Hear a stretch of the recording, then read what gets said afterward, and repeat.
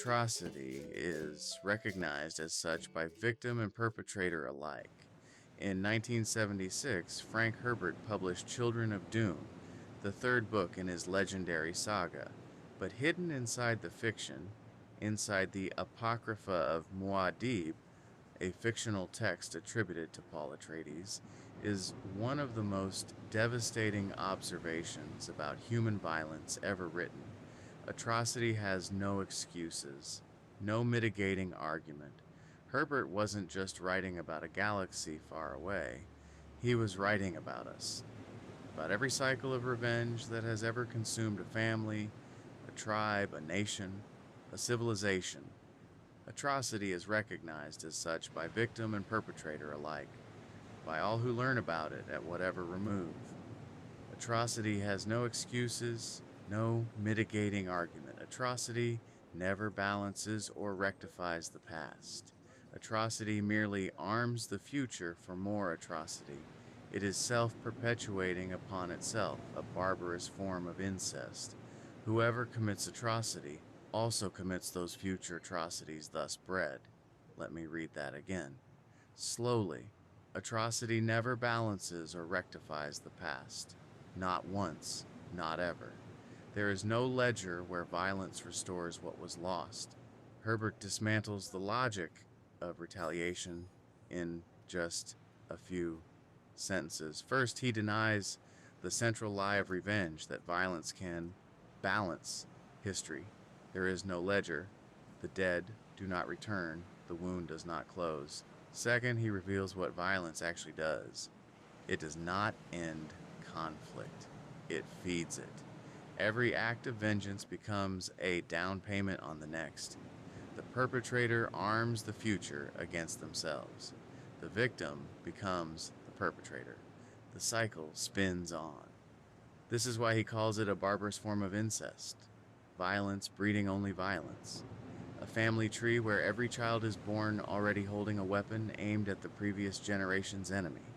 Herbert wrote this in the shadow of Vietnam, of the Cold War, of centuries of colonial violence that never truly ended. But he could have written it yesterday. We are living through this right now. Cycle after cycle. Retaliation after retaliation. Each side saying, "We had no choice. They started it. This time it will end." But Herbert's warning is clear. It won't. Not this way. Atrocity does not end atrocity. It arms the future for more atrocity. Every bomb dropped today is a recruitment poster for the next generation. Every family shattered is a grievance that will outlive us all. Paul Atreides saw this. He saw the jihad spreading across the universe in his name. Billions dead, worlds burned. And what did he do?